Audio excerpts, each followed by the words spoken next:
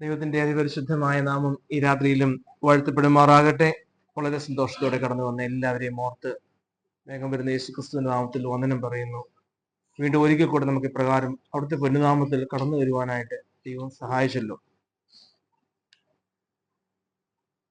യോഹന്നാന്റെ സുവിശേഷം 19 അധ്യായം 28 മുതലുള്ള വാക്യങ്ങളിൽ കർത്താവിന്റെ ക്രൂശിലെ വാക്കുകളെ നാം കേൾക്കുകയാണ്. അതിന്റെ ശേഷം സകലവും തികഞ്ഞിരിക്കുന്നു എന്ന് യേശു അറിഞ്ഞിട്ട് തിരുവെഴുത്ത് നിവൃത്തിയാകുമണ്ണം എനിക്ക് ദാഹിക്കുന്നു എന്ന് പറഞ്ഞ് അവിടെ പുളിച്ച വീഞ്ഞ് നിറഞ്ഞൊരു പാത്രം വെച്ചിട്ടുണ്ടായിരുന്നു.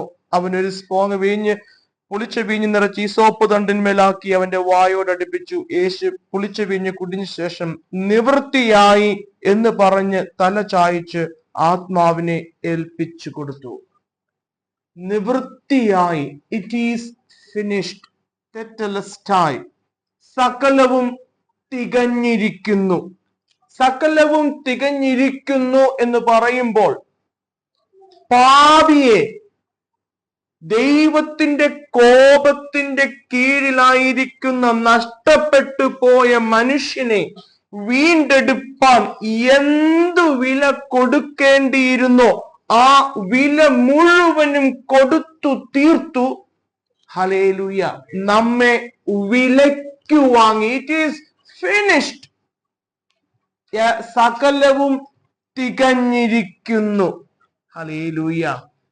നമ്മളെ വീണ്ടെടുപ്പാനായിട്ട് കൊടുക്കേണ്ടുന്ന സകല വിലയും കൊടുത്ത് ദൈവം നമ്മളെ വീണ്ടെടുത്തിരിക്കുന്നു. നാം വീണ്ടെടുപ്പിനെ കുറിച്ചാണ് കഴിഞ്ഞ ആഴ്ചയിൽ ശ്രദ്ധിച്ചു വന്നിരുന്നത്.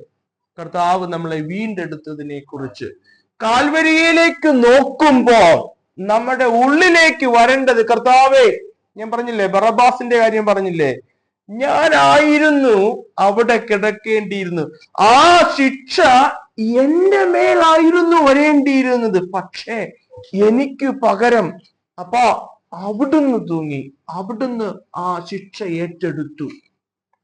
ഹല്ലേലൂയ. ഇതിൽ കുറഞ്ഞതൊന്നും അല്ല എന്റെ പ്രിയരെ. കാൽവരിയെ കുറിച്ച് നോക്കുമ്പോൾ, കാൽവരിയിലേക്ക് വരുമ്പോൾ, നമ്മൾ അവിടുത്തെ നാമത്തിൽ ഒന്നിച്ചു കൂടി വരുമ്പോൾ, ഹല്ലേലൂയ, നമുക്ക് നന്ദി പറയാനുണ്ടെങ്കിൽ അത് ഒന്നേ ഉള്ളൂ. എൻ്റെ അപ്പാ, അവിടുന്ന് എന്നെ രക്ഷിച്ചല്ലോ, അവിടുന്ന് എന്നെ ദൈവമകനാക്കിയല്ലോ, അവിടുന്ന് എനിക്ക് പുത്രത്വത്തിന്റെ ആത്മാവിനെ തന്നല്ലോ.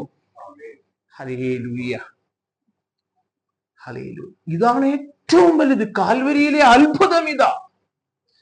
എന്റെ പ്രിയരെ, ഇതിനേക്കാൾ വലിയൊരു അത്ഭുതമില്ല. ഒരു പാപിയെ നീതിമാനാക്കുന്ന അത്ഭുതമാ കാൽവരിയിൽ നടന്നത്.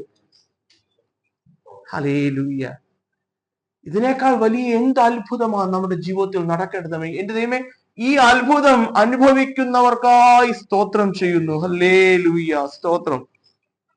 രണ്ടാമത് നമ്മൾ ആ വാക്യങ്ങൾ റോമാലേഖനം 3 അധ്യായം, റോമൻസ് ചാപ്റ്റർ 3 വേഴ്സസ് 24 to 26 ആ ഭാഗങ്ങൾ നാം വായിക്കുമ്പോൾ 24 വാക്യത്തിൽ അവന്റെ കൃപയാൽ ക്രിസ്തുവേശുവിങ്കിലെ വീണ്ടെടുപ്പ് മൂലം, സോ വി സോ ദാറ്റ് വീണ്ടെടുപ്പിനെ കുറിച്ച് നമ്മൾ അവിടെ വായിക്കുന്നു. 24 വാക്യത്തിൽ അല്ലെ, റിഡംഷനെ കുറിച്ച് കണ്ടു. രണ്ടാമത്തെ 25 വാക്യത്തിലേക്ക് വരുമ്പോൾ വിശ്വസിക്കുന്നവർക്ക്, റോമൻസ് ചാപ്റ്റർ 3 വേഴ്സ് 25, വിശ്വസിക്കുന്നവർക്ക് അവൻ തന്റെ രക്തം മൂലം പ്രായശ്ചിത്തമാകുവാൻ. നമ്മൾ കാൽവരിയിലേക്ക് നോക്കുമ്പോൾ, കാൽവരി വീണ്ടെടുപ്പിന്റെ അടയാളമാ, കാൽവരി പ്രായശ്ചിത്തത്തിന്റെ അടയാളമാ. പ്രൊപ്പീസിയേഷൻ, അറ്റോൺമെന്റ്, അവന്റെ രക്തം മൂലം പ്രായശ്ചിത്തമാകുവാൻ.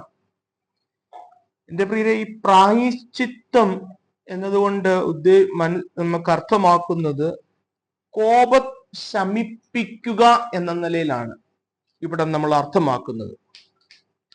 തീർച്ചയായിട്ടും നമ്മുടെ പ്രശ്നം പാപമാണ്. ഞാൻ എപ്പോഴും പറയാറുണ്ട്, നമ്മുടെ പ്രശ്നം പാപമാണ്. പക്ഷേ ഈ പാപം മൂലം, അനീതി മൂലം, അഭക്തി മൂലം ദൈവത്തിന്റെ കോപം വെളിപ്പെടുന്നു.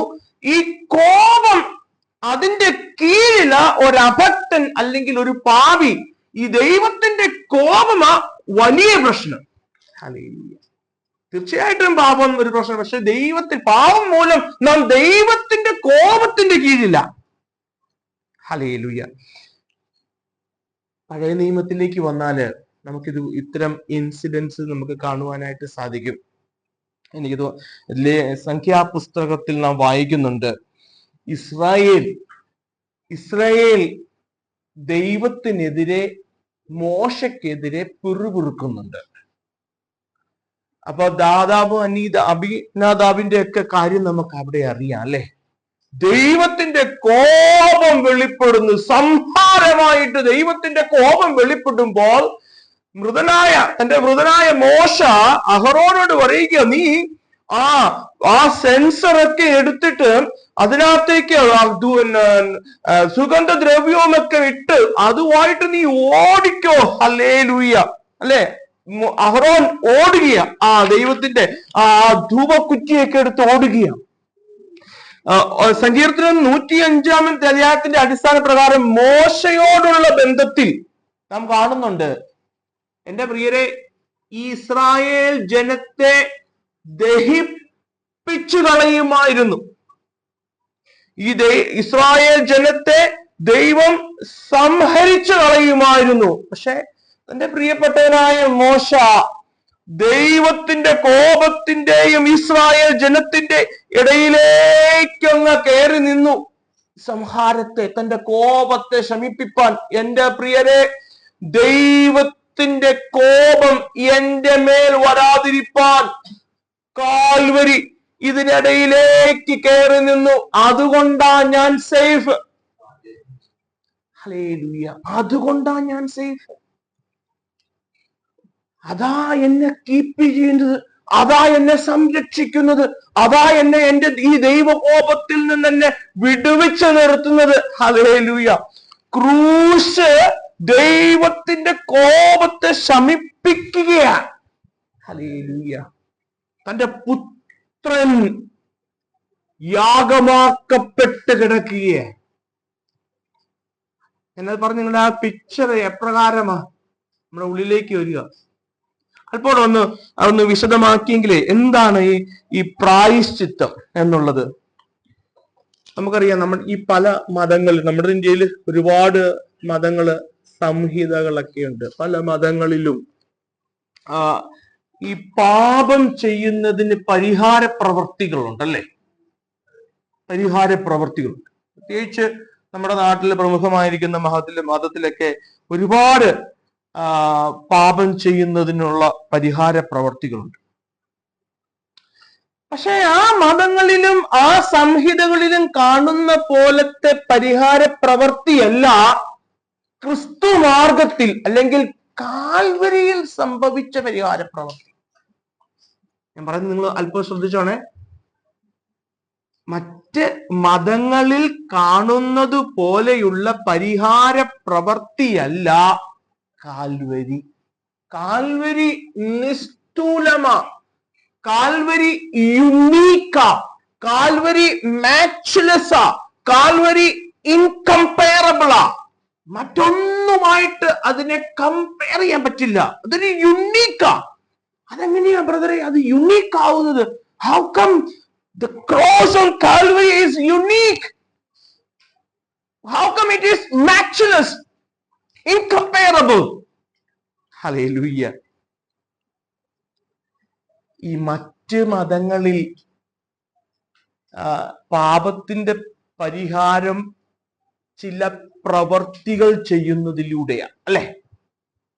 നമ്മൾ കണ്ടിട്ടുണ്ട് മറ്റു മതങ്ങളിൽ പാപത്തിന്റെ പരിഹാരം ചില പ്രവർത്തികൾ ചെയ്യുന്നതിലൂടെയാണ്. ഈ പ്രായശ്ചിത്തത്തിന്റെ ആവശ്യം എന്താ? ദൈവത്തിന്റെ കോപം സ്വർഗത്തിൽ നിന്ന് പാപിയുടെ മേൽ വരുന്നു.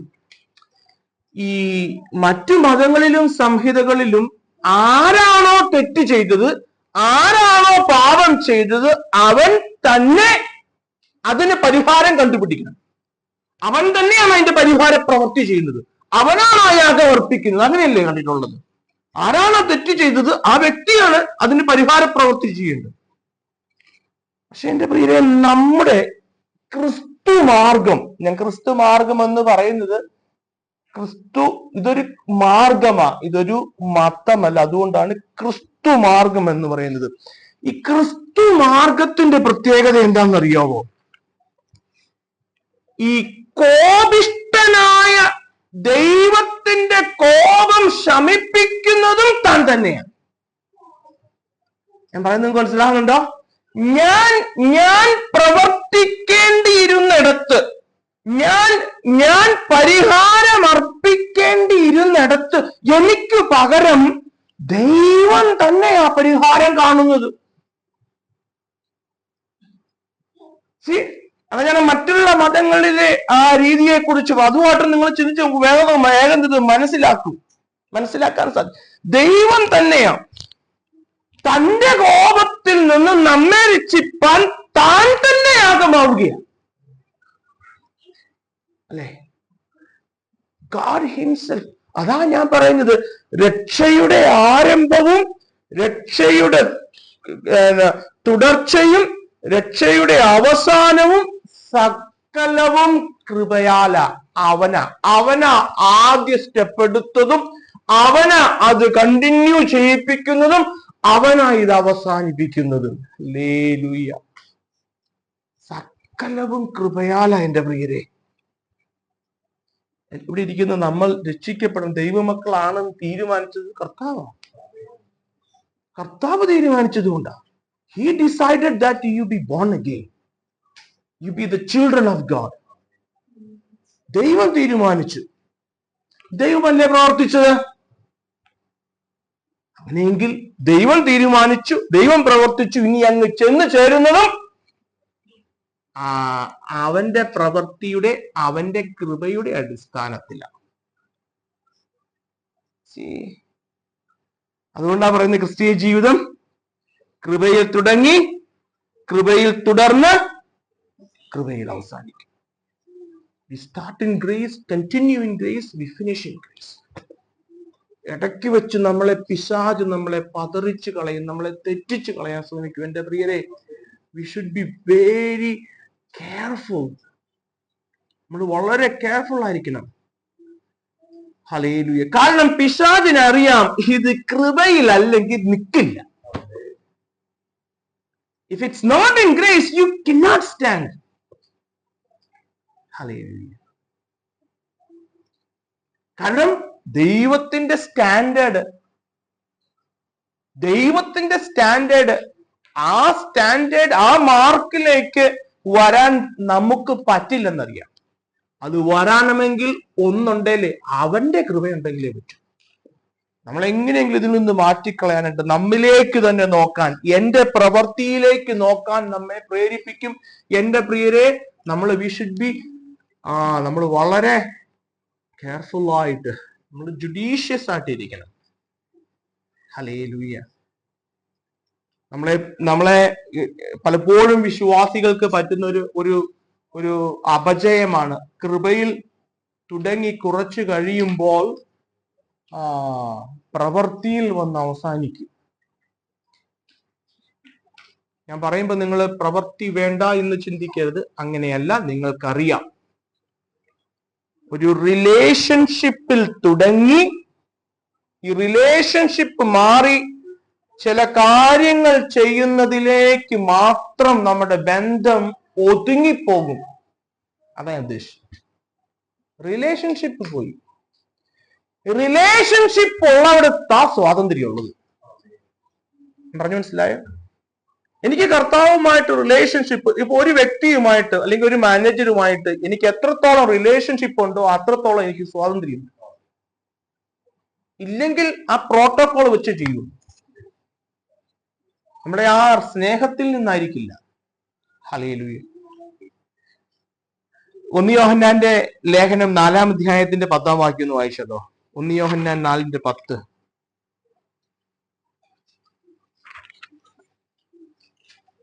First John chapter 4:10. നാം ദൈവത്തെ സ്നേഹിച്ചതല്ല, അവൻ നമ്മെ സ്നേഹിച്ച് തന്റെ പുത്രനെ നമ്മുടെ പാപങ്ങൾക്ക് പ്രായശ്ചിത്തമാകുവാൻ അയച്ചത് തന്നെ സാക്ഷാൽ സ്നേഹമാകുന്നു. നാം ദൈവത്തെ സ്നേഹിച്ചതല്ല, അവൻ നാം ദൈവത്തെ സ്നേഹിച്ചതല്ല, അവൻ നമ്മെ സ്നേഹിച്ച് തന്റെ പുത്രനെ നമ്മുടെ പാപങ്ങൾക്ക് പരിഹാരം പ്രായശ്ചിത്തമാകുവാൻ അയച്ചത് തന്നെ സാക്ഷാൽ സ്നേഹമാകുന്നു. ഹല്ലേലൂയ. എന്റെ പ്രിയരെ, നാം ദോഷിയായിരിക്കുമ്പോൾ, നാം പാപിയായിരിക്കുമ്പോൾ, നാം മരിച്ചവരായിരിക്കുമ്പോൾ നമ്മെ സ്നേഹിച്ച സ്നേഹമാണ്. ഞാനിത് പറയുമ്പോൾ ആ താഴത്തെ വാക്യം കൂടെ ഒന്ന് വായിച്ചാലേ അത് എനിക്ക് സന്തോഷമാവുള്ളൂ. പ്രിയമുള്ളവരെ, ദൈവം നമ്മെ ഇങ്ങനെ സ്നേഹിച്ചുവെങ്കിൽ നാമും അന്യോന്യം സ്നേഹിക്കേണ്ടതാണ്. അല്ലേ? നമുക്ക് കുറ്റം വിധിക്കാനായിട്ട് ഒരു ഒരു ഒരു ഒരു ഓപ്ഷൻ ഇല്ല കേട്ടോ. കാരണം you are not worthy to blame, judge. നിനക്ക് ദൈവം സ്നേഹിച്ചത് കൊണ്ട് കിട്ടിയതാ. നീ യോഗ്യതയുള്ളവനൊന്നും ആയിരുന്നില്ല. നമുക്ക് എപ്പോഴും നമ്മളെ ഭരിക്കേണ്ട ഒരു കാര്യമാട്ടോ.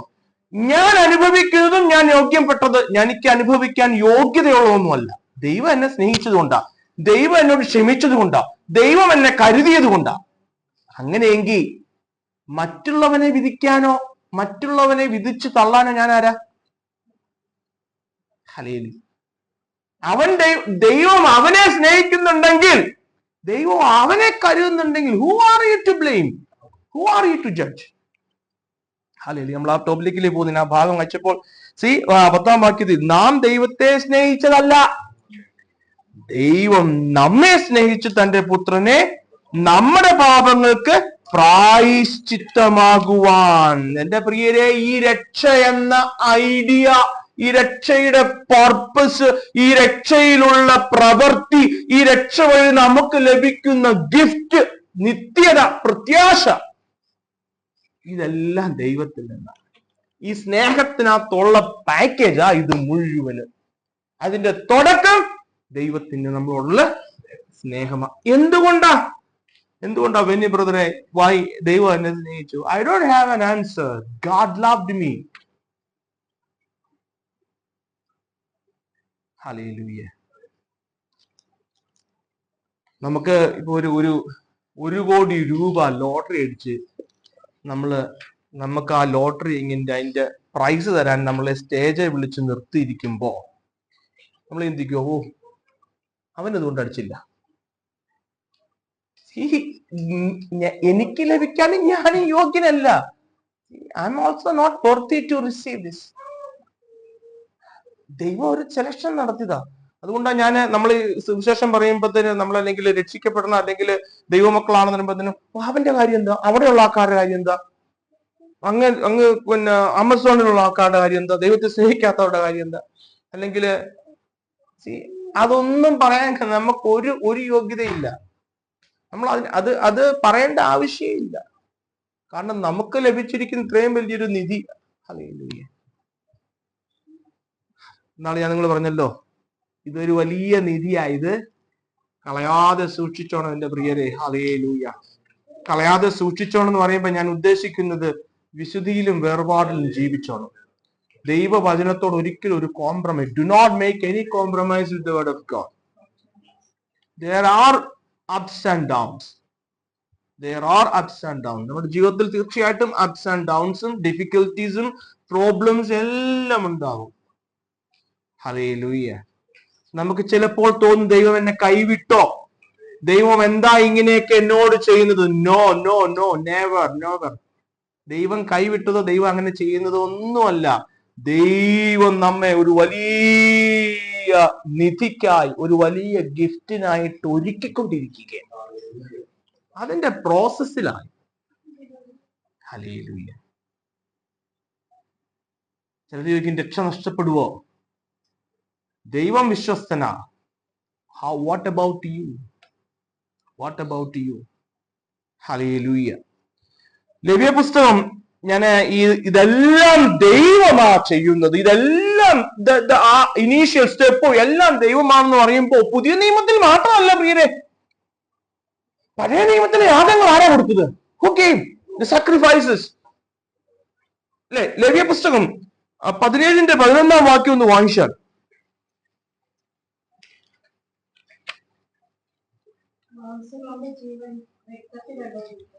യാഗപീഠത്തിന്മേൽ നീ ഞങ്ങൾക്ക് വേണ്ടി പ്രായശ്ചിത്തം കഴിപ്പാൻ ഞാൻ അത് നിങ്ങൾക്ക് തന്നിരിക്കുന്നു. ഞാൻ അത് നിങ്ങൾക്ക് തന്നിരിക്കുന്നു. I gave U. മനുഷ്യൻ കണ്ടുപിടിച്ചതോ മനുഷ്യൻ കൊടുത്തതോ ഒന്നുമല്ല. I gave U. നിങ്ങൾക്ക് ടെമ്പററി ആയിട്ട് എന്റെ കോപത്തിൽ നിന്ന് ടെമ്പററി ആയിട്ട് രക്ഷിക്കപ്പെടുവാൻ, രക്ഷ പ്രാപിപ്പാനായിട്ട് ഞാൻ നിങ്ങൾക്ക് തന്ന ഒരു മാർഗമാ. I gave you. നമ്മുടെ ഇൻവെൻഷൻ ഒന്നുമല്ല. അതുകൊണ്ടല്ലേ റോമാലേഖനം 5:8 നാം വായിക്കുന്നുണ്ടല്ലേ, 5:8 ക്രിസ്തുവോ നാം പാപികളായിരിക്കുമ്പോൾ തന്നെ നമുക്ക് വേണ്ടി മരിക്കുകയാൽ. ഹല്ലേലൂയ. നമുക്ക് വേണ്ടി, പാപിയായ എനിക്ക് വേണ്ടി കർത്താവ് മരിക്കാൻ ഞാൻ ആവശ്യപ്പെട്ടിട്ടോ ഞാൻ തീരുമാനിച്ചതൊന്നുമല്ല. ദൈവം നമ്മെ സ്നേഹിച്ചു. ഹല്ലേലൂയ. നാം പാപിയായിരിക്കുമ്പോൾ തന്നെ. 8-ാം അധ്യായം 32-ാം വാക്യം റോമാലേഖനം വരുമ്പോൾ 32 8:32 സ്വന്തം പുത്രനെ ആദരിക്കാതെ നമുക്കെല്ലാവർക്കും വേണ്ടി ഏൽപ്പിച്ചു തന്നവൻ അവനോടുകൂടെ സകലവും നമുക്ക് നൽകാതിരിക്കുമോ? ഇതിനെയൊക്കെ വേറെ രീതിയിലൊക്കെ എടുത്ത് വ്യാഖ്യാനിക്കുന്നുണ്ട്. ഹല്ലേലൂയ. സ്വന്തം പുത്രനെ ആദരിക്കാതെ നമുക്ക് വേണ്ടി ദൈവം, ഹല്ലേലൂയ. ഇവിടെ നമ്മൾ മറ്റു വ്യാഖ്യാനത്തിലേക്ക് പോകാതെ, why can't we see the love of God? സ്വന്തം ഏകജാതനായ തന്റെ സ്വന്തം പുത്രനെ ആദരിക്കാതെ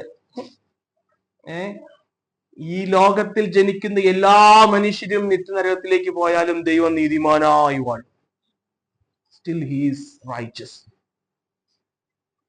അങ്ങനെയുള്ള ദൈവം തന്റെ പുത്രനെ, if he has given to us, for you and me, we sinners. Hallelujah. നമ്മളെ ദൈവത്തിന്റെ സ്നേഹത്തെ അവിടെയൊക്കെ കാണേണ്ടത്. എന്റെ പ്രിയരെ, ഇതുകൊണ്ടാ ഞാൻ പറഞ്ഞത് ക്രിസ്ത്യൻ വേ, ക്രിസ്തീയ മാർഗം, ക്രിസ്തു മാർഗം അത് യുണീക്കാണ്. മറ്റുള്ള മാർഗത്തിൽ കാണുന്നത് പോലെയല്ല. എന്റെ പാപങ്ങൾക്ക് തന്റെ കോപത്തിൽ നിന്ന് നമ്മെ രക്ഷിപ്പാൻ താൻ തന്നെ യാഗമാകുന്നു. അതാ ക്രൂശ്.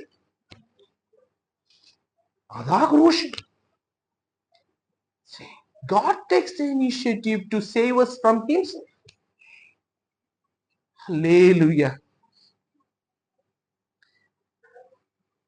ഇത് കൃപയാന്ന് പറയുമ്പോ, ഇത് ഫ്രീ ഗിഫ്റ്റാന്ന് പറയുമ്പോ, പ്രിയപ്പെട്ടവരെ, ഇത് വിലയില്ലതായിട്ട് കരുതരുതേ.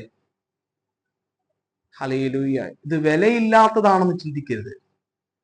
ഹല്ലേലൂയ. തന്റെ പുത്രനെ ദൈവം നൽകിയ നമുക്കിത് അവകാശമാക്കുവാൻ കൃപ ലഭിച്ചത് പ്രിയരെ. അതുകൊണ്ടല്ലേ പത്രോസിന്റെ ലേഖനത്തിൽ നിർദോഷവും നിഷ്കളങ്കവുമായ കുഞ്ഞാടിന്റെ രക്തമൊഴുക്കി നമ്മെ വീണ്ടെടുത്തു. ഹല്ലേലൂയ. ഈ ഡിട്രിക് ബോൺ ഗോഫർ എന്ന് പറഞ്ഞ ഒരു ദൈവദാസൻ എഴുതിയൊരു പുസ്തകമുണ്ട്, വായിച്ചിട്ടുണ്ട്. The cost of discipleship. അതിന്റെയൊക്കെ PDF കോപ്പി ഓൺലൈനിൽ ഫ്രീ ആയിട്ട് കിട്ടും. Cost of disciples. അതിനകത്ത് ദേവദാസൻ പറയുന്നത് ദ കോസ്റ്റ്ലി ഗ്രേസ്, വിലപിടിപ്പുള്ള കൃപ. കാരണം തന്റെ പുത്രനെ കൊടുത്താണ് ഇത് നമുക്ക് തന്നത്. ഹല്ലേലൂയ. പറ്റുന്നവർ ആ പുസ്തകം ഡൗൺലോഡ് ചെയ്ത് വായിക്കാമെങ്കിൽ നല്ലതായിരിക്കും. The cost of discipleship. ഞാൻ ഇതൊന്ന് അല്പം ഒന്ന് വ്യക്തമാക്കാനായിട്ട് ഒരു ചെറിയ സംഭവ കഥ, ഒരു ഇല്ലുസ്ട്രേഷൻ പറയാൻ ആഗ്രഹിക്കും. ഈ പണ്ട് വെസ്റ്റേൺ, ഒരു പക്ഷെ നിങ്ങൾ കേട്ടിട്ടുണ്ടായിരിക്കും, പണ്ട് ഈ വെസ്റ്റേൺ കൺട്രിയില്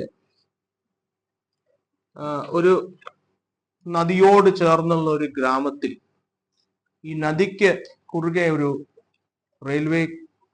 റെയിൽവേ ലൈൻ ഇങ്ങനെ പോകുന്നു. അപ്പൊ ഈ നദിയിൽ കൂടെ ഷിപ്പുകൾ അങ്ങോട്ടും ഇങ്ങോട്ടും പോകുമ്പോൾ ഈ റെയിൽവേയുടെ ലൈൻ ഇങ്ങനെ പൊങ്ങി, നിങ്ങൾ അറിയിട്ടില്ലേ, ഇങ്ങനെ പൊങ്ങി മാറിയിട്ട് ഷിപ്പുകൾക്ക് അങ്ങോട്ടും ഇങ്ങോട്ടും പോകുവാനായിട്ടുള്ള വഴി തുറക്കും. അപ്പോ അവിടെ വർക്ക് ചെയ്തിരുന്ന ഒരു വ്യക്തി ഉണ്ടായിരുന്നു.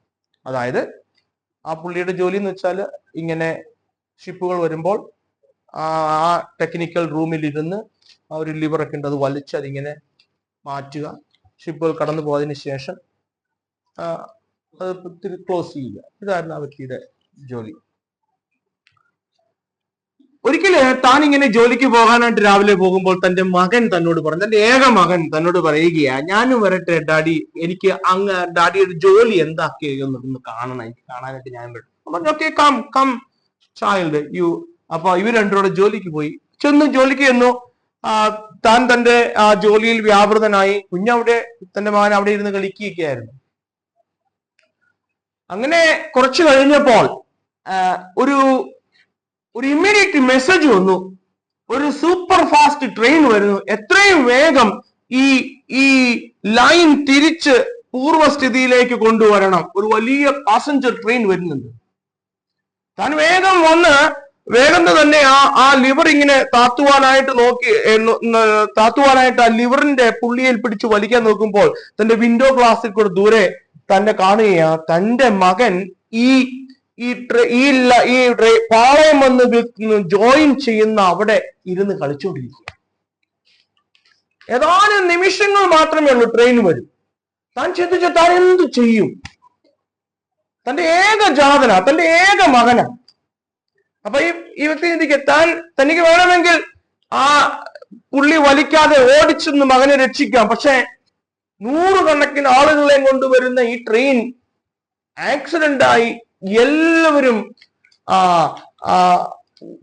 മരണത്തിലേക്ക് പോകും. താനൊന്നും ചിന്തിച്ചില്ല, കണ്ണടച്ച് ആ പുള്ളി അങ്ങ് വലിച്ചു. ആ റെയിൽവേയുടെ ഫ്ലോപ്പ് വന്ന് കറക്റ്റായിട്ട് വീണു. ഈ ട്രെയിൻ അതുവഴി പാസ് ചെയ്തു പോയി. ട്രെയിനിന്റെ ചക്രങ്ങളുടെ അടിയിൽ ഈ കുഞ്ഞ് ചതഞ്ഞ് അരഞ്ഞ് മരിച്ചുപോയി. ട്രെയിനിൽ പോയവരാരും അറിഞ്ഞില്ല ഇതിന്റെ അടിയിൽ സംഭവിക്കുന്ന കാര്യമെന്തെന്ന്. എൻ്റെ പ്രിയരെ, ഇതുപോലെയാണ് ദൈവം തൻ്റെ പുത്രനെ തകർത്ത നമ്മളുടെ ആ ജേർണി, നിത്യതയിലേക്കുള്ള ജേർണി സ്മൂത്താക്കിയത്. ഇതിന്റെ പുറകിൽ താൻ കൊടുത്ത വില അതിഭയങ്കരമാണ്. ഒരിക്കലും മറന്നു പോകരുതേ. തന്റെ പുത്രനെ തകർത്തു നമ്മൾ. ഹല്ലേലൂയ. അതുകൊണ്ട് ഞാൻ പറഞ്ഞു, ഇത് കോസ്റ്റ്ലി ഗ്രേസ് അല്ല എന്ന് വിചാരിക്കരുത്. ദൈവം തന്റെ സ്വന്തം പുത്രനെ ആദരിക്കാതെ നമുക്ക് വേണ്ടി ഏൽപ്പിച്ചു തന്നു. Hallelujah, hallelujah, hallelujah. അതുകൊണ്ടാ ഇതിന്റെ വില അറിയാവുന്നത് കൊണ്ടാ അപ്പസ്തലന്മാര് പോയടത്തെല്ലാം ഈ ക്രൂസിനെ പറ്റി സംസാരിച്ചത്. ഹല്ലേലൂയ. ക്രൂസിനെ പറ്റി സംസാരിച്ച് എവിടെ പ്രീച്ച് ചെയ്തോ, എവിടെ ഗോസ്പൽ പ്രീച്ച് ചെയ്തോ, അവിടെ എല്ലാം they spoke about the miraculous redemption work of God. അതാ സംസാരിക്കേണ്ടത്. കാൽവരിയിൽ അതല്ലേ നടന്നത്. അതിനപ്പുറത്തോട്ട് വേറെ എന്ത് സംസാരിച്ചാലും അതിന്റെ മൂല്യം കുറച്ചു കളയുക. എന്റെ പ്രിയരെ, അതിന്റെ മൂല്യം കുറച്ചു കളയുക. ഹല്ലേലൂയ. നമ്മുടെ പാപത്തിന് പരിഹാരം കാൽവരി മാത്രമേ ഉണ്ടായിരുന്നുള്ളൂ, വേറൊന്നിനാലും. സങ്കീർത്തനം പറഞ്ഞില്ലേ, തന്റെ സഹോദരൻ ശവക്കുഴി കാണാതെ വണ്ണം വീണ്ടെടുപ്പ് വില കൊടുക്കുവാൻ ആർക്ക് സാധിക്കും?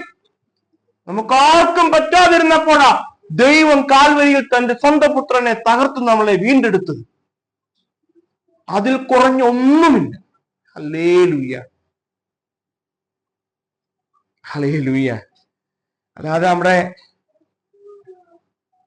നമ്മുടെ അസുഖത്തിനോ നമ്മുടെ പനി മാറാനോ നമ്മുടെ ജോലിയുടെ ബന്ധത്തിലോ ഒക്കെ കാൽവരിയെ വെച്ച് അതിന്റെ വില കുറച്ച് കാണിച്ച് പറയുമ്പോൾ സങ്കടം വരാറുണ്ട്. ഇതൊന്നും ഇല്ല എന്നല്ല, ഇതൊക്കെ ഉണ്ട്. പക്ഷെ കാൽവരി എൻ്റെ പാപത്തിന്റെ പരിഹാരമാണ്. എൻ്റെ ജോലിയുടെയോ എൻ്റെ രോഗത്തിന്റെയോ എൻ്റെ ദാരിദ്ര്യത്തിന്റെയോ പരിഹാരമല്ല. അത് അൾട്ടിമേറ്റ്ലി എൻ്റെ പാപപരിഹാരത്തിനാണ്. Hallelujah, hallelujah. തന്റെ പുത്രനെ കൊടുത്തു പ്രായശ്ചിത്തം. അതാണ് പ്രൊപ്പീഷിയേഷൻ എന്ന് പറയുന്നത്. പ്രൊപ്പീസിയേഷൻ എന്നുള്ള വാക്കുകൊണ്ട് അവിടെ ഉദ്ദേശിക്കുന്നത്. ഞാൻ നിങ്ങൾ ആ കഥ ഓർത്തിരുന്നാൽ വേഗം ഒന്ന് മനസ്സിലാവും. പ്രായശ്ചിത്തമാകുവാൻ. മൂന്നാമത് ആ വാക്ക് അവിടെ നമ്മൾ 25-ാം വാക്യത്തില് വിശ്വസിക്കുന്നവർക്ക് അവൻ തന്റെ രക്തം മൂലം, റോമാലേഖനം ചാപ്റ്റർ 3:25, വിശ്വസിക്കുന്നവർക്ക് അവന്റെ തന്റെ രക്തം മൂലം പ്രായശ്ചിത്തമാകുവാൻ ദൈവം അവനെ പരസ്യമായി നിർത്തി. ദൈവം തന്റെ പുറമേയിൽ മുൻകഴിഞ്ഞ പാപങ്ങളെ ശിക്ഷിക്കാതെ വിടുക നിമിത്തം തന്റെ നീതിയെ പ്രദർശിപ്പിക്കുക. നീതിയുടെ പ്രദർശനം, ഡെമോൺസ്ട്രേഷൻ ഓഫ് ഹിസ് റൈച്ചസ്നെസ്. അതാ മൂന്നാമത്തെ അല്ലേ, redemption, propitiation, demonstration of his righteousness. ഈ മൂന്ന് കാര്യങ്ങളാണ് നമ്മൾ ആ രണ്ട് വാക്യങ്ങളിൽ കാണുന്നത്. കാൽവരി എന്താ? Redemption of the sinner, propitiation, demonstration. പാപിയെ നീതീകരിക്കുമോ? പോളെ അപ്പസ്തലനായ പൗലോസേ, അഭക്തനെ നീതീകരിക്കുന്ന ദൈവമോ? അങ്ങനെ ഒരു ദൈവത്തെ അല്ലല്ലോ ഞങ്ങൾ പരിചയപ്പെട്ടിട്ടുള്ളതെന്ന് യഹൂദൻ പറഞ്ഞാൽ, ലുക്ക് അറ്റ് ദ ക്രോസ്. അവനെ പരസ്യമായി നിർത്തിയിരിക്കുകയാണ്. ആർക്കും ഒരു പ്രതിവാദവും പറയാതകവണ്ണം പാപിയെ നീതീകരിക്കുകയും ഒപ്പം തന്റെ നീതിയെ സന്ധി ചെയ്യാതെയും. എങ്ങനെ ദൈവം ഒരു വ്യക്തിയെ, ഒരഭക്തനെ നിത്യതയിലേക്ക് കൊണ്ടുപോകും? Look at the cross. നീതിയെ പ്രദർശിപ്പിച്ചിരിക്കുക. എന്റെ പുത്രനെ, സ്വന്തം പുത്രനെ I sacrificed on the cross. നീതിയെ പ്രദർശിപ്പിക്കുവാൻ. നമ്മുടെ പഴയ കാലങ്ങളിലെ പാപത്തെ ഗണ്യമാക്കുന്നില്ല അല്ലെ?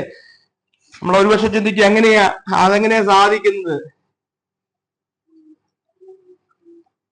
He demonstrated his righteousness and the sacrifice on the cross. രണ്ട് കാര്യങ്ങൾ അതിനകത്ത് നടക്കുന്നത്. ഒന്ന്, നമ്മെ നീതീകരിച്ചു. രണ്ട്, ദൈവം നീതിമാനായി തന്നെ ഇരിക്കുന്നു. ഇത് ഞാനൊരു ഡെമോൺസ്ട്രേഷനോട് പറയാം, അപ്പൊ നിങ്ങൾക്ക് അല്പം വ്യക്തമായിട്ട് മനസ്സിലാവും. പണ്ടൊരിക്കല്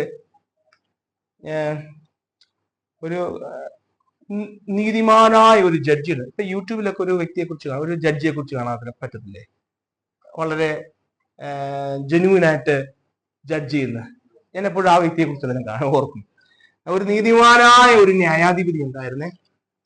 ആ ഗ്രാമത്തിൽ ഒരു സാധുവായ ഒരു വ്യക്തിയും ജീവിച്ചിരുന്നു. ഈ വ്യക്തി, ഈ നീതിമാനായ ന്യായാധിപതി, ആ രാജ്യത്തിന്റെ നിയമങ്ങൾക്കനുസരിച്ച് വ്യക്തമായിട്ട് നീതിയോടെ ന്യായം വിധിക്കുന്ന ഒരു വ്യക്തിയായിരുന്നു. ഈ സാധുവായ ഈ വ്യക്തി, ഈ മനുഷ്യൻ എങ്ങനെയോ അബദ്ധവശാൽ ഒരു ക്രൈമിൽ ചെന്നുപെട്ടു.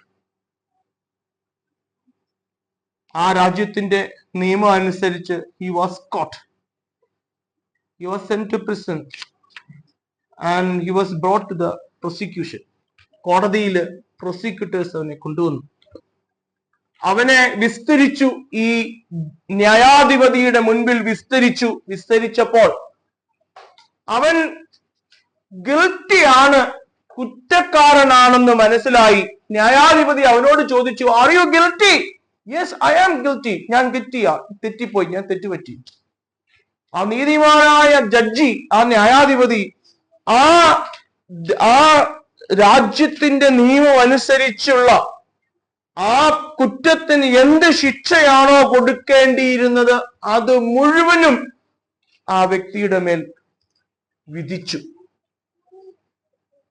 ആ വ്യക്തിക്ക് തീർച്ചയായിട്ടും അറിയാം, സാധുവായ ഒരു സ്വാധീനവുമില്ലാത്ത, തനിക്കത് കൊടുത്തു തീർപ്പാൻ കഴിയാൻ പറ്റാത്ത ഒരു വിധിയാണ്, ഒരു ശിക്ഷയാ ഈ വ്യക്തിക്ക് കൊടുത്തത്. ഒരു വലിയ എമൗണ്ട് അടച്ചു തീർക്കുക, ശിക്ഷ വിധിച്ചു. താൻ നീതിമാനായ, നീതിയോടെ തന്നെ ആ വ്യക്തിയെ ശിക്ഷിച്ചു. തന്റെ നീതി പീഠത്തിൽ നിന്ന് ആ ക്ലോക്സ് ഒക്കെ അണിഞ്ഞാണല്ലോ ഇരിക്കുന്നത്, ന്യായം വിധിക്കുന്നത്. താൻ അവിടുന്ന് എഴുന്നേറ്റ് തന്റെ ചേംബറിൽ ചെന്ന് ആ ക്ലോക്സ് ഒക്കെ ഊരി വെച്ചിട്ട് ഈ ശിക്ഷ, പിഴ എവിടെയാണോ അടയ്ക്കേണ്ടത് ആ വിൻഡോയിൽ ചെന്ന് ഈ ന്യായാധിപതി ആ വ്യക്തിക്ക് അടയ്ക്കേണ്ടിയിരുന്ന വില മുഴുവനും, ആ ഫൈൻ മുഴുവനും ഈ ന്യായാധിപതി അടയ്ക്കുകയാണ്. അങ്ങനെ ഇവൻ സ്വതന്ത്രനായി. ചിന്തിച്ചു നോക്കി, നീതി നടന്നു, അഭക്തൻ നീതീകരിക്കും. താൻ നീതിമാനായും അഭക്തൻ നീതീകരിക്കപ്പെട്ടു. ഇല്ലുസ്ട്രേഷൻ നിങ്ങൾക്ക് അത് മനസ്സിലാവുമ്പോൾ എങ്ങനെയാ തന്റെ നീതിയെ പ്രദർശിപ്പാൻ മുൻകഴിഞ്ഞ പാപങ്ങളെ തന്റെ മുൻകഴിഞ്ഞ പാപങ്ങളെ ഞാൻ ഓർക്കുന്നില്ല എന്ന് പറയുമ്പോൾ പൗലോസ് ഹൗ കം ഈസ് ദാറ്റ്? ദൈവം എങ്ങനെയാ അത്, നീതിമാനായ ദൈവം അതെങ്ങനെയാ തള്ളിക്കളയുന്നത്? പാപിയെ നീതീകരിക്കണം, താൻ നീതിമാനുമായി. കഥയോർത്ത് നോക്കിക്കേ. ഹല്ലേലൂയ. നീതിയോടെ ന്യായം വിധിച്ചു. പക്ഷെ ഇവൻ കൊടുക്കേണ്ടത് അവൻ കൊടുക്കുകയുള്ളൂ. ഇതാ Calvary. This is Calvary. Hallelujah. നീതിയെ പ്രദർശിപ്പിക്കുവാൻ. ഹല്ലേലൂയ. ഹല്ലേലൂയ. സ്തോത്രം. നിങ്ങള് ആദ്യം നമ്മൾ ഈ 3-ാം അധ്യായത്തിന്റെ 21-ാം വാക്യങ്ങൾ തുടങ്ങിയപ്പോൾ ഞാൻ 3 ചോദ്യങ്ങൾ ചോദിച്ചാണ്, 3 ചോദ്യങ്ങൾ ചിന്തിച്ചാണ് നമ്മൾ തുടങ്ങിയത്. നിങ്ങൾ ഓർക്കുന്നുണ്ടോ? നീതീകരണത്തിന്റെ ഉറവിടം. What is the source of justification? What is the ground of justification? And how do we receive this justification? Source ആരാണ്? God and his grace. Ground എന്താണ്? ക്രോസ്. ക്രോസിനെ കുറിച്ച് നമ്മൾ ചിന്തിക്കുമ്പോൾ ഞാൻ പറഞ്ഞു 3 കാര്യങ്ങളാണ് നമ്മുടെ മനസ്സിലേക്ക് വരേണ്ടത്. എന്റെ വീണ്ടെടുപ്പ്, ദൈവത്തിന്റെ പ്രായശ്ചിത്തം, നീതിയെ പ്രദർശിപ്പാൻ. ഞാൻ നീതിമാനാണ് അല്ല എന്ന് എന്നെ നോക്കി ദുഷ്ടൻ പറയുമ്പോ ലുക്ക് അറ്റ് ദ ക്രോസ്. നിന്റെ രക്ഷിക്കപ്പെട്ടോ എന്നറിയുന്നതിന് ഒരു മെഷർമെന്റ് ആണ് മുൻകഴിഞ്ഞ പാപങ്ങളെ കുറിച്ചുള്ള കുത്തുണ്ടാകും. പറഞ്ഞു മനസ്സിലായ? ശരിക്കും രക്ഷിക്കപ്പെട്ടിട്ടുണ്ടോ എന്നുള്ളത്. പണ്ടത്തെ പാപം ഇപ്പോഴും കുത്തുന്നുണ്ടെങ്കിൽ അതിന്റെ അർത്ഥം ആ രക്ഷയുടെ അനുഭവത്തിലേക്ക് വന്നിട്ടുള്ള ആ പാപം കർത്താവിന്റെ രക്തത്താൽ കഴുകപ്പെട്ടവരാണെങ്കിൽ കുത്തില്ല. നമുക്കൊരു കോൺഫിഡൻസ് ഉണ്ടാവും. I am born again. ഞാൻ ദൈവമകനാണ്. ഹല്ലേലൂയ. ഞാൻ പറഞ്ഞ മനസ്സിലായോ? അതാണ് നമ്മള് രക്ഷിക്കപ്പെട്ടോ എന്നുള്ളതിന്റെ ഒരു മെഷർമെന്റ്. അപ്പോ on what ground? Look at the cross. Hallelujah. കാൽവരിയിലാ ദൈവം നമ്മളെ വീണ്ടെടുത്തത്, നമ്മളെ പ്രായശ്ചിത്തമാക്കി തന്റെ നീതിയെ അവൻ പ്രദർശിപ്പിക്കുന്നു. 3-ാമത് നമ്മൾ വായിക്കുന്നത് എങ്ങനെയാ നാം ഇത് കൈനീട്ടി വാങ്ങിക്കുന്നത്? എങ്ങനെയാ? How do V? ഈ വിശ്വാസത്താലുള്ള നീതീകരണം നമ്മുടെ അനുഭവമാക്കുവാൻ ദൈവം വെച്ചിരിക്കുന്ന വഴി എന്താ? നമുക്ക് വേഗം അവസാനിക്കും. 5 മിനിറ്റ് കഴിഞ്ഞ് നമുക്ക് അവസാനിക്കും. ഹല്ലേലൂയ. നമുക്ക് ഈ ഭാഗം പൂർണ്ണമായിട്ടൊന്ന് ചിന്തിക്കുവാനായിട്ട് ജസ്റ്റ് ഒന്ന് തുടങ്ങുവാനായിട്ട് ഞാൻ ആഗ്രഹിക്കുക. നമുക്ക് അതിനുശേഷം ദൈവസ്നേഹം എന്നുള്ള പാട്ട് പാടി നമുക്ക് അവസാനിപ്പിക്കാം. ദൈവസ്നേഹമേ സ്വർഗം കാട്ടിയ. ഹല്ലേലൂയ. വിശ്വാസത്താലുള്ള നീതീകരണം ഇത് നമ്മുടെ അനുഭവമാക്കുവാൻ നമുക്ക് സ്വീകരിക്കുവാനായിട്ട് ദൈവം വെച്ചിരിക്കുന്ന വഴി എന്താ? അതിന്റെ ഉപാധി മറ്റൊന്നുമില്ല, ഇതേ ഫെയ്ത്താണ്. വിശ്വാസത്താലാണ് നമ്മളിത് സ്വീകരിക്കുന്നത്. ജസ്റ്റിഫിക്കേഷൻ ബൈ ഫെയ്ത്താണ്, പ്രവർത്തിയാലല്ല, വിശ്വാസത്താലാ. നിങ്ങൾ 21-ാം വാക്യം നോക്കിക്കുക. 21-ാം വാക്യം 25, 26 വിശ്വാസം എന്ന വാക്ക് വീണ്ടും വീണ്ടും റിപ്പീറ്റ് വരുന്നല്ലേ. ഇപ്പോഴോ ദൈവത്തിന്റെ നീതി വിശ്വസിക്കുന്ന എല്ലാവർക്കും. 25-ാം വാക്യത്തിലേക്ക് വിശ്വസിക്കുന്നവർക്ക് അവൻ തന്റെ രക്തം മൂലം പ്രായശ്ചിത്തമാകുവാൻ താൻ നീതിമാനും യേശുവിൽ വിശ്വസിക്കുന്നവനെ നീതീകരിക്കുന്നവനും ആകേണ്ടത് നിക്കാതെ തന്നെ നീതിയെ പ്രദർശിപ്പിക്കുവാൻ. വിശ്വാസത്താലാ ഈ രക്ഷ. ദൈവം കാൽവരിയിൽ ഒരുക്കിയ രക്ഷ ഞാൻ സ്വീകരിക്കുന്നത് എന്റെ വിശ്വാസത്താൽ. അതാ ജസ്റ്റിഫിക്കേഷൻ ബൈ ഫെയ്ത്ത്. ഈ റിഫോർമേഷൻ നവീകരണത്തിന്റെ കാലത്തൊക്കെ പോയി പറഞ്ഞിരുന്ന ഒരു സ്ലോഗൻ ഉണ്ട്, സോലാ ഫിഡെ. സോലാ ഫിഡെ എന്ന് വെച്ചാൽ by faith alone. By faith alone. അപ്പൊ ഞാൻ ഇവിടെ നമുക്ക് ഒരു ഫോൾസ് ആയിട്ടുള്ള ഒരു തിങ്കിങ് ഞാനിങ്ങനെ പഠിപ്പിച്ച് കേട്ടിട്ടുണ്ട്, ഞാൻ കണ്ടിട്ടുണ്ട്. അതുകൊണ്ടാണ് അതൊന്ന് നിങ്ങളെ ഒന്ന് റിമൈൻഡ് നമുക്ക് അടുത്ത ആഴ്ചയല്ലോ ഇതിനെ വിശദമായിട്ട് ചിന്തിക്കാം. ഈ വിശ്വാസത്താല എല്ലാം we receive it by faith എന്ന് പറയുമ്പോൾ ഇവിടെ നമ്മൾക്ക് പറ്റാവുന്ന അല്ലെങ്കിൽ മനുഷ്യര് പഠിപ്പിക്കുന്ന ഒരു തെറ്റായ പഠിപ്പീര് പല തെറ്റായ പഠിപ്പീരുണ്ട്. അതിൽ ദൈവം അനുവദിച്ചാൽ നമുക്ക് അടുത്ത ആഴ്ച മറ്റുള്ള കാര്യങ്ങൾ ചിന്തിക്കാം. ഈ വിശ്വാസത്താലുള്ള നീതീകരണം അല്ലെങ്കിൽ വിശ്വാസത്താല ഞാൻ ഇത് ഏറ്റെടുക്കുന്നു എന്ന് പറയുമ്പോൾ അത് എങ്ങനെയാണെന്നുള്ളത് നമ്മൾ കൃത്യമായിട്ട് മനസ്സിലാക്കിയിരിക്കുന്ന പ്രീതി. ഹല്ലേലൂയ. ഒരു പഠിപ്പീര് എന്ന് പറയുന്നത് എന്റെ രക്ഷയ്ക്ക് 2 പാർട്ട്. ഫസ്റ്റ് ഹാഫ് ദൈവം ചെയ്തു, സെക്കൻഡ് ഹാഫ് ഞാൻ ചെയ്യണം. ഫസ്റ്റ് ഹാഫ് എന്ന് പറയുന്നത് എന്റെ രക്ഷയ്ക്ക് വേണ്ടി ആദ്യം കാൽവരിയിൽ ദൈവം രക്ഷണ്യ പ്രവൃത്തി കാൽവരി യാഗത്തിലൂടെ ഒരുക്കി. പറഞ്ഞു മനസ്സിലായോ? രണ്ടാമത് ഞാൻ വിശ്വാസത്താൽ അത് നേടിയെടുക്കണം. അങ്ങനെയല്ല, ഞാൻ വിശ്വാസത്താൽ നേടിയെടുക്കുമ്പോ അത് എന്റെ ഒരു ക്രെഡിറ്റ് ആയിട്ട് വരും. പറഞ്ഞു മനസ്സിലായോ? ദൈവം അതിന്റെ ഫസ്റ്റ് ഹാഫ് ചെയ്തു, കാൽവരി രക്ഷ ഒരുക്കി. ഞാൻ വിശ്വസിച്ചത് നേടിയെടുക്കണം.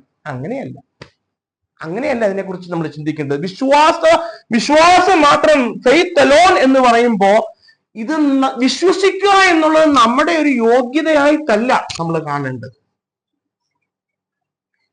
അങ്ങനെയെങ്കിൽ കൃപയിൽ തുടങ്ങി കൃപയിൽ നടന്ന് കൃപയിൽ അവസാനിക്കുന്നതാവില്ലല്ലോ. പറയുന്നത് മനസ്സിലായോ? വിശ്വസിക്കുക എന്നുള്ളത് എന്റെ ഒരു യോഗ്യത, എന്റെ ഒരു ക്രെഡിറ്റ് ആയിട്ടല്ല മനസ്സിലാക്കേണ്ടത്. അത് മനസ്സിലാക്കാൻ ഞാനൊരു വേറൊരു ഇല്ലുസ്ട്രേഷനോട് പറഞ്ഞുതരാം. ഈ തോമസ് ഹൂക്കർ എന്ന് പറയുന്ന ഒരു പ്യൂരിറ്റൻ സെയിന്റ് ഉണ്ടായിരുന്നു. അത് പറഞ്ഞ് നമുക്ക് അവസാനിപ്പിക്കും. ഇംഗ്ലണ്ടിൽ ആ സമയത്ത് ദൈവസഭ അന്നുണ്ടായിരുന്ന നാമധേയ സഭകളാൽ ഒരു വലിയ പീഡനത്തിലൂടെ കടന്നുപോയി. ആ സമയത്ത് ദൈവസഭയ്ക്ക് വേണ്ടി ശക്തിയോടെ വീറോടെ നിന്നവരാ പ്യൂരിറ്റൻസ്. ആ ദൈവമക്കളിൽ ഉണ്ടായിരുന്ന ഒരു ദൈവദാസനാണ് തോമസ് ഹുക്കർ എന്ന് പറയുന്ന ഒരു പ്യൂരിറ്റൻ സെയിന്റ്. താൻ ദൈവസഭയ്ക്ക് വേണ്ടി ഒരുപാട് കഷ്ടങ്ങൾ അനുഭവിച്ചു. താൻ ഒരുപാട് നല്ല ജീവിതം ജീവിച്ചു. ദൈവസഭയ്ക്ക് വേണ്ടി നിന്നു, സുവിശേഷത്തിന് വേണ്ടി നിന്നു. അവസാനം തന്റെ മരണക്കിടക്കയിൽ ഏതാനും നിമിഷങ്ങൾ മാത്രം ഇനി ഈ ലോകത്തിൽ നിന്ന് മാറ്റപ്പെടുവാനായിട്ടേ ഉള്ളൂ. തന്റെ മരണക്കിടക്കയിൽ താൻ ഇങ്ങനെ കിടക്കുക. അപ്പോൾ ചുറ്റിനും തന്റെ ശിഷ്യന്മാരും തന്റെ മറ്റു സഭയിലുള്ള ആൾക്കാരൊക്കെ വന്നിങ്ങനെ നിന്നു. അവര് തോമസ് ഹൂക്കറിനോട് പറയുക, ഓ ഇതാവേ ദേവദാസനെ അങ്ങ് ഇനി ദൈവത്തിന്റെ ആ നിത്യതയിൽ തനിക്ക് വെച്ചിരിക്കുന്ന പ്രതിഫലം വാങ്ങുവാനായിട്ട് കർത്താവിന്റെ അടുക്കലേക്ക് സ്വർഗത്തെക്കുറിച്ചും നിത്യതയെക്കുറിച്ചും പ്രതിഫലത്തെക്കുറിച്ചൊക്കെ പറഞ്ഞു ഇങ്ങനെ വർണ്ണിക്കുക. ഏതാനും നിമിഷത്തിനുള്ളിൽ കർത്താവിനോട് ചേരാൻ പോവുകയല്ലേ. അപ്പൊ സ്വർഗത്തെക്കുറിച്ചൊക്കെ ഇങ്ങനെ പറഞ്ഞപ്പോൾ ഈ തോമസ് ഹൂക്കർ പറഞ്ഞ ഒരു വാക്യമുണ്ട്. ഇവരുടെ സംസാരത്തിന് റിപ്ലൈ ആയിട്ട് തോമസ് ഹൂക്കർ പറയാൻ, no, I am going to receive mercy and grace. ഞാൻ പറയുക, അല്ല, ഞാൻ അവന്റെ കൃപയും കരുണയും സ്വീകരിക്കാനായിട്ട് പോകും. എന്റെ പ്രിയരെ, നിത്യതയിൽ നമുക്ക് വച്ചിരിക്കുന്ന പ്രതിഫലവും സകലവും അവന്റെ കൃപയാ, അവന്റെ കരുണയാ. I'm going to receive his കൃപ, his grace, his mercy. Hallelujah. എന്റെ പ്രിയരെ, വിശ്വസിക്കുക എന്നുള്ളത് നമ്മുടെ ഒരു യോഗ്യതയല്ല എന്ന് ഞാൻ പറയുമ്പോൾ അതിന്റെ കാരണം, വിശ്വാസത്തിന്റെ ശ്രേഷ്ഠത എന്തിലാണെന്നറിയാവോ? വിശ്വസിക്കുന്നവനിലല്ല, അവൻ ആരെ വിശ്വസിച്ചിരിക്കുന്നു എന്നതിലാ. മനസ്സിലായോ? അതുകൊണ്ട് പത്രോസ് പറയും, ഐ നോ, ഞാൻ ആരെ വിശ്വസിച്ചിരിക്കുന്നു എന്ന് എനിക്കറിയാം. ഞാൻ ആരെ വിശ്വസിച്ചിരിക്കുന്നത് അതിൻ്റെതായ ശ്രേഷ്ഠത കിടക്കുന്നു, അല്ലാണ്ട് എന്നിലല്ല. You understand me? ഹല്ലേലൂയ. നമ്മുടെ ദൈവം വിശ്വസിപ്പാൻ യോഗ്യനും വിശ്വസ്തനുമായ എന്റെ പ്രിയരെ, കൈവിടാത്ത ദൈവമാ പ്രിയരെ. ദൈവം ഇത് തുടങ്ങിയെങ്കിൽ ദൈവം ഇത് അവസാനിപ്പിക്കും. ചേർന്ന് നിന്നാ മതി, അവനോടൊപ്പം നടന്നാ മതി. ഹല്ലേലൂയ. It's not you hold his hand, it's he holds your hand. പ്രിയരെ, നമ്മളെ വിടാൻ അനുവദിക്കത്തില്ല. ഹല്ലേലൂയ. അതുകൊണ്ട് ഇത് എന്റെ ശ്രേഷ്ഠതയല്ല, ഇത് അവന്റെ ശ്രേഷ്ഠതയാ. ഹല്ലേലൂയ. നമുക്കൊരു ഗാനം പാടി നമുക്ക് പ്രാർത്ഥിച്ച് നമുക്ക് ഇന്നത്തെ കൂടി വരെ അവസാനിപ്പിക്കാം. ഹല്ലേലൂയ.